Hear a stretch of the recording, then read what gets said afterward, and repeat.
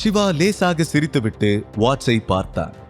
அவன் அந்த பில்டிங்கில் இருந்து வெளியேறி ஆல்மோஸ்ட் ½ an hour ஆகிவிட்டது. ஆனால் அந்த பெண் இதுவரை வெளியில் வரவே இல்லை. அவ இன்னும் வெளியே வரல. இதுவே ஒரு நார்மல் எம்ப்ளாயியா இருந்திருந்தா இந்நேரம் வெளியே வந்திருப்பா. ஐ திங்க் somebody is watchingன்னு அவளுக்கு நல்லா தெரிஞ்சிருக்கு என்று யோசித்தார். அவள் வரப்போவதில்லை என்று தெரிந்த பிறகு சிவா கடைசியாக ஒரு முறை அந்த பில்டிங்கை பார்த்தார். அங்கிருந்த டென்ஷன் இப்போது குறைந்திருந்தது. அவன் பில்லை செட்டில் பண்ணிவிட்டு வெளியே வந்து தன்னுடைய காரை எடுத்துக்கொண்டு அங்கிருந்து புறப்பட்டான். இப்போது அவன் மனதில் இருக்கும் கேள்வி எல்லாம், ஒருவேளை இதெல்லாம் அவந்திகாவுக்கு தெரியும் என்றால் அவள் ஏன் இதை பற்றி தன்னிடம் மறைக்கிறாள்? அவள் ஏதாவது சிக்கலில் மாட்டியிருக்கிறாளா என்றெல்லாம் யோசித்துக் கொண்டே காரை ஓட்டினான். சந்திரன் குரூப்ஸின் ஹெட் ஆபீஸில் இருந்து வெளியே வந்த சிவா தன்னுடைய ஆபீஸுக்கு சென்றான். தர்மா குரூப்ஸை அடைந்தவுடன் அவசரமாக தினேஷை கான்ஃபரன்ஸ் ஹாலுக்கு கூப்பிட்டார். தினேஷ் வந்தவுடன், தினேஷ் இமீடியட்டா நம்ம போர்டு மெம்பர்ஸ் எல்லாரையும் வீடியோ கான்ஃபரன்ஸுக்கு வர சொல்லுங்க. It's very urgent. சிவாவின் கண்களில் தீவிரத்தை பார்த்த தினேஷ், ஓகே சீஃப் என்று சொல்லிவிட்டு உடனே அதற்கான வேலையில் இறங்கிவிட்டார். சிறிது நேரத்திற்கு பிறகு சிவா வீடியோ கான்ஃபரன்ஸ் மூலமாக ஆன்லைன் மீட்டிங்கில் ஜாயின் பண்ணினார். தர்மா குரூப்ஸின் எல்லா போர்டு மெம்பர்களும் அதில் கலந்து கொண்டார்கள். சிவா சீரியஸான டோனில், குட் ஈவினிங் எவ்ரிவன். எனக்கு நான் உங்ககிட்ட ஒரு முக்கியமான விஷயத்தை பத்தி டிஸ்கஸ் பண்ணதான் உங்க எல்லாரையும் இன்வைட் பண்ணியிருக்கேன். சிவாவின் வார்த்தைகளை எல்லோரும் அமைதியாக கேட்டுக்கொண்டிருந்தார்கள். இப்போ நம்ம கம்பெனியோட சிச்சுவேஷன் என்னன்னு உங்களுக்கே நல்லா தெரியும். We are in a critical situation. நம்ம கம்பெனி மேல விழுந்த அலிகேஷன்ஸை சரி பண்ண ஒரு ஸ்பெஷல் டீம் ஒர்க் பண்ணிட்டு இருக்காங்க. ஒரு பக்கம் இன்வெஸ்டிகேஷன் போயிட்டு இருக்கு. இதெல்லாம் உங்களுக்கு ஏற்கனவே தெரிஞ்ச விஷயம் தான். இந்த இன்வெஸ்டிகேஷன் கம்ப்ளீட் ஆகுற வரைக்கும் உங்க எல்லோருடைய அக்கௌண்ட்டையும் டெம்பரவரியா ஃப்ரீஸ் பண்ணி வைக்கலாம்னு டிசைட் பண்ணியிருக்கோம். யாரும் பயப்பட வேண்டாம். இட்ஸ் ஜஸ்ட் அ பிரிகாஷனுக்காக தான். இந்த ஸ்கேம்ல யாரெல்லாம் இன்வால்வ் ஆகியிருக்காங்கன்னு கண்டுபிடிக்கிற வரைக்கும் தான் என்று சொன்னார். இதை கேட்ட ஒருவர் ஹேண்ட் ரைஸ் பண்ணி தன்னுடைய சந்தேகத்தை கேட்டார். சார், இன்னும் எவ்வளவு நாளைக்கு இந்த அக்கவுண்ட் ஃப்ரீஸ் ஆகி இருக்கும்? இதனால எங்க வேலைக்கு ஏதாவது பிரச்சனை வருமா என்று பயந்தபடி கேட்க, நோ, உங்க வேலைக்கு இதனால எந்த பிரச்சனையும் வராது. இது டெம்பரரி தான். ஜஸ்ட் இன்வெஸ்டிகேஷன் முடிகிற வரைக்கும் தான். நம்ம சிஸ்டம் செக்யூரா இருக்கா இல்லையாங்கிறத நாம செக் பண்ணி பார்க்கணும். அதுக்கு தான் இதுல சம்பந்தப்பட்டவங்களோட டிரான்சாக்ஷன் டீடைல்ஸை கொஞ்சம் டீடைல்டா அனலைஸ் பண்ணி பார்க்க வேண்டி இருக்கு. அப்பதான் இதுல யாரெல்லாம் இன்வால்வ் ஆகியிருக்காங்கன்னு நம்மளால ஃபைண்ட் அவுட் பண்ண முடியும். அப்போது இன்னொரு மெம்பர், கரெக்ட் சார், பட் இப்படி செய்யறதுனால நம்ம கிளைண்ட்ஸ்க்கு எதுவும் ப்ராப்ளம் வராதா என்று கேட்க, of course yes, பட் இதை தவிர வேற எந்த ஆப்ஷனும் இல்ல. அது வரைக்கும் you have to handle them என்று சிவா சீரியஸாக ரிப்ளை பண்ணினார். அதை கேட்ட அந்த மெம்பர், யா சார், என்னால இதோட சீரியஸ்னஸ் என்னன்னு புரிஞ்சுக்க முடியுது. I can handle என்றார். குட், நீங்க எல்லாருமே சப்போர்ட் பண்ணுவீங்கன்னு எதிர்பார்க்கிறேன். சிவாவின் வார்த்தைகளை கேட்டு எல்லோரும் தம்ஸ் அப் எமோஜி போட்டு சம்மதம் தெரிவித்தார்கள். Thanks for your cooperation. இந்த பிரச்சனையை கூடிய சீக்கிரமாவே ஒரு முடிவுக்கு கொண்டு வந்துருவோம். அதுக்கப்புறம் உங்களுக்கு அப்டேட் பண்றேன் என்று சொல்லிக் கொண்டிருக்கும் போதே சிவாவின் செல்போனுக்கு ஒரு மெசேஜ் வந்தது. அதை பார்த்த சிவா சீரியஸான டோனில், ஃப்ரெண்ட்ஸ், இப்போதான் ஒரு அப்டேட் வந்திருக்கு. It's an important update. Siddique agency ஒரு ஃப்ராட் கம்பெனின்னு தெரிய வந்திருக்கு. அப்படி ஒரு ஏஜென்சியே இல்லைன்னு சொல்றாங்க. இதுக்கு பின்னாடி யாரோ ஒரு பெரிய ஆளோட கன்னிங்னஸ் தான் ஒளிஞ்சிருக்கு. அவன் தான் இந்த ஹோல் ஃப்ராடையும் செஞ்சிருக்கான். இப்போ அவன் யாருன்னு தான் கண்டுபிடிக்கணும் என்று சொல்ல, அதை கேட்டு எல்லா மெம்பர்ஸும் ஷாக் ஆகிவிட்டார்கள். அது எப்படி சீஃப் முடியும்?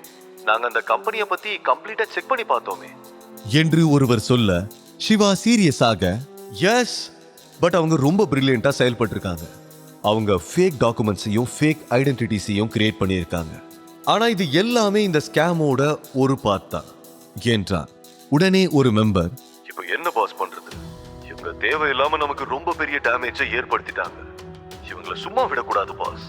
அது யாருன்னு சீக்கிரமா கண்டுபிடிக்கணும் என்று கோபத்தோடு சொல்ல, அஃப்கோர்ஸ் எஸ், தினேஷ் தான் இன்வெஸ்டிகேஷனை க்ளோஸா ஃபாலோ பண்ணிக்கிட்டு இருக்காரு. அவர் சீக்கிரமாவே இதுக்கு பின்னாடி யாரு இருக்காங்கன்னு கண்டுபிடிச்சிடுவாரு. பட் அதுக்கு கொஞ்சம் டைம் தேவைப்படுது என்றார். எல்லோரும் சிவாவின் வார்த்தைக்கு சம்மதித்தார்கள். சிறிது நேரம் மீட்டிங் சீரியஸாக போனது. பின் மீட்டிங் முடிந்த பிறகு சிவா தினேஷிடம், இமீடியட்டா முதல்ல எல்லாரோட அக்கௌண்ட்டையும் ஃப்ரீஸ் பண்ணிடுங்க. எல்லா டிரான்சாக்ஷன் டேட்டாவையும் ரெக்கார்ட் பண்ணுங்க. எதுவுமே லீக் ஆகக்கூடாது. Highly confidential. அந்த விஷயத்துல ரொம்ப கவனமா இருங்க என்றார். தினேஷ் உடனே ஓகே சீஃப் என்று சொல்லிவிட்டு கான்ஃபரன்ஸ் ஹாலை விட்டு வெளியேறினார். மீட்டிங் முடிந்த பிறகு சிவாவும் தன்னுடைய கேபினுக்கு திரும்பி சென்றார்.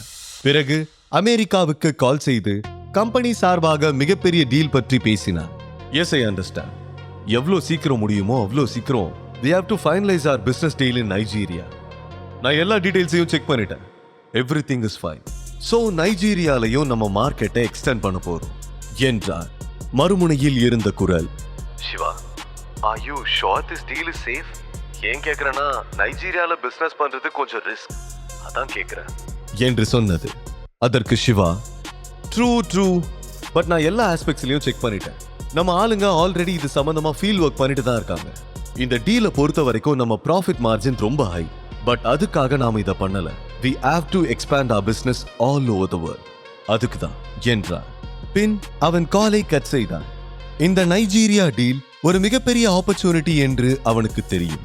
இந்த ப்ராஜெக்ட் ஒர்க் ஸ்டார்ட் ஆவதற்கு முன்பே தர்மா குரூப்ஸ் பெயரில் இருக்கும் அலிகேஷனுக்கு ஒரு முடிவு கட்ட வேண்டும் என்று நினைத்தான். அவன் சித்திக் ஏஜென்சியை சீக்கிரமாகவே கண்டுபிடிக்க வேண்டிய கட்டாயத்தில் இருந்தான்.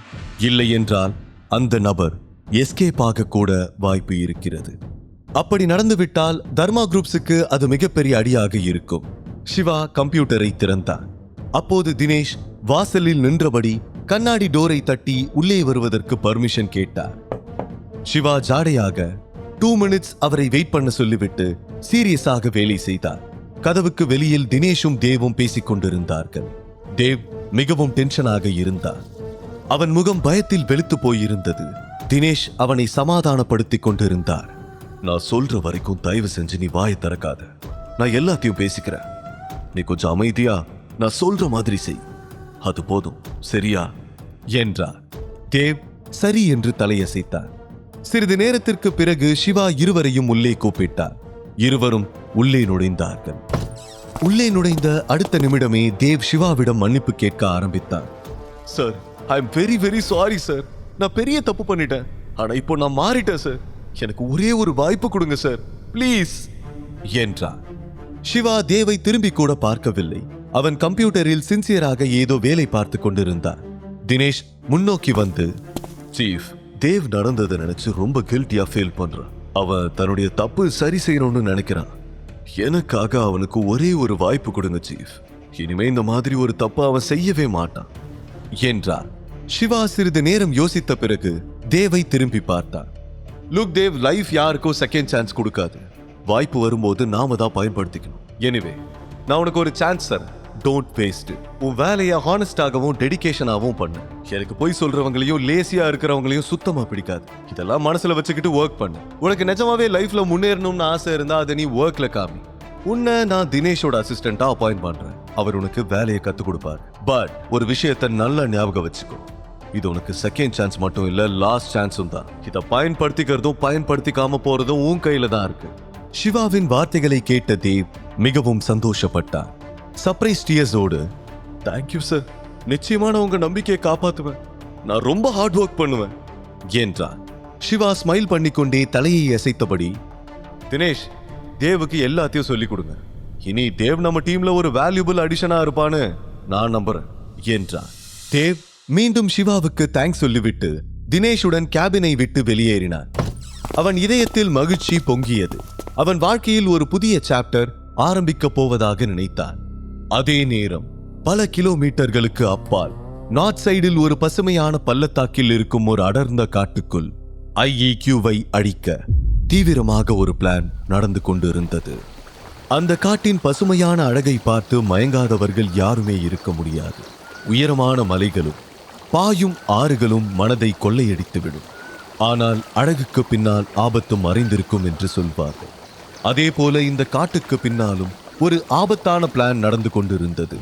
அந்த காடு நேச்சுரல் பியூட்டிக்கு மட்டுமல்ல, பல சீக்ரெட்டான டேஞ்சரஸ் பிளான்களின் பிறப்பிடமாகவும் இருந்தது. அங்கே பலர் மறைந்திருந்தார்கள். அவர்கள் தங்களுடைய திட்டத்தை செயல்படுத்த வேண்டும் என்று தீவிரமாக இருந்தார்கள். அதில் ஒருவன் தான் டென்சன். இதே டென்சன் தான் சிவாவை கடத்துவதற்காக ரோமியோவையும் ஜூலியட்டையும் ஹையர் செய்திருந்தார். இவன் நார்த் ஈஸ்டை சேர்ந்த ஒரு ரெபல். முழு கதையையும் கேட்டு மகிழ பாக்கெட் FM APP டவுன்லோட் செய்யுங்கள். லிங்க் டிஸ்கிரிப்ஷனில் கொடுக்கப்பட்டுள்ளது.